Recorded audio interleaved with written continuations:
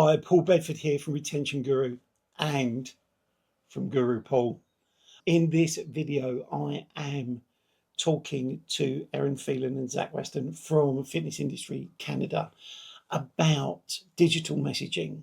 Now, Zach was involved in quite a lot of that in some TV production in the US, and he asked me a question about, can you tailor messages to relevant to the person's workout? And I discuss it, and I discuss some of the different things we're doing at Guru Paul in terms of messaging that might not be what you normally think. Now, we've been doing this for years. So we started off with traditional email, then it became SMS messaging, then it became push notifications, and now we use a combination of those types of communications to help improve retention. Now, if you've got any questions or comments about this, please put them in the box down below. Alternatively, you can email me at paul@retentionguru.co.uk and I'll get back to you just as soon as I can. For now, enjoy the clip and I'll talk to you again soon. Take care. Bye.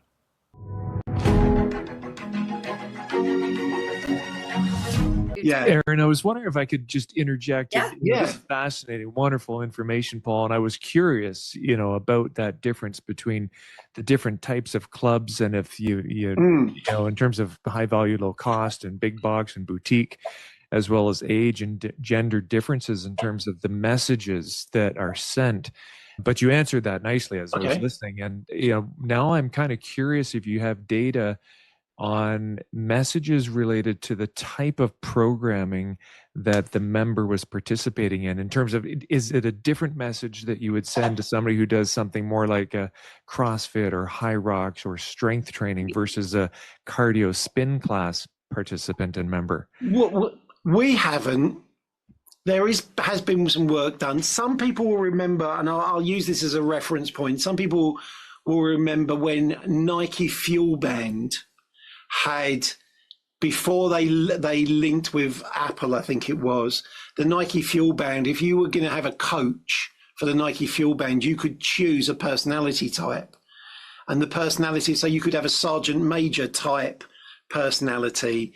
Again, it's your run today. Make sure you got your sneakers. You'll be out the door by da. And there's another one who's more of a, and I hate to use the language now, but it's like Mother Earth, more nurturing, quieter, more respectful. It'd be really good if you got out today. That had massive impacts. But then the customer chose what they wanted from the message. We haven't specifically got things on different types of activity messaging, as would, at the moment, we're at the part where we're focusing on, we might send reminders about an activity. You've got a class booked, fairly straightforward, but not as detailed as, you'll practice this pose in your yoga class today.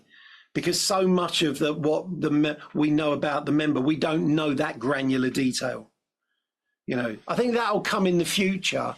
And then for me, it'll be a case of, do we need it, or is it a step too far? Do we need to be saying to people, I hear it all the time, the term hyper-personalisation, and I have mixed views about it, because I'm like, someone smiles at me and says, "Oh, good to see you today."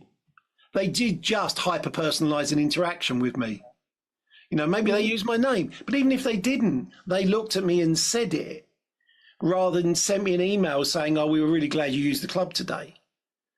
That's because then I know it's a triggered response, because it's just the automation. So, Zach, I'm sorry, we don't have it at the moment. Well, we don't. I think there might be research on it, but we don't have that type of data.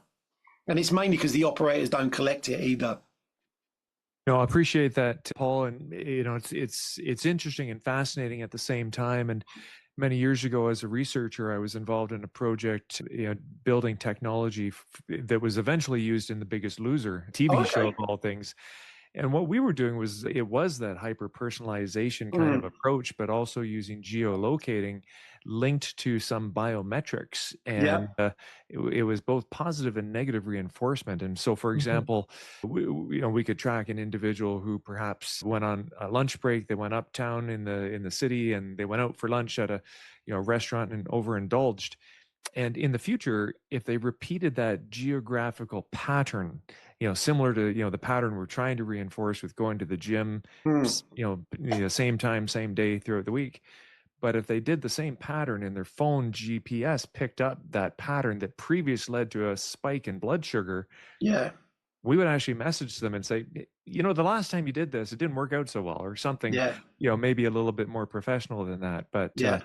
it's interesting and scary at the same time what we And could do.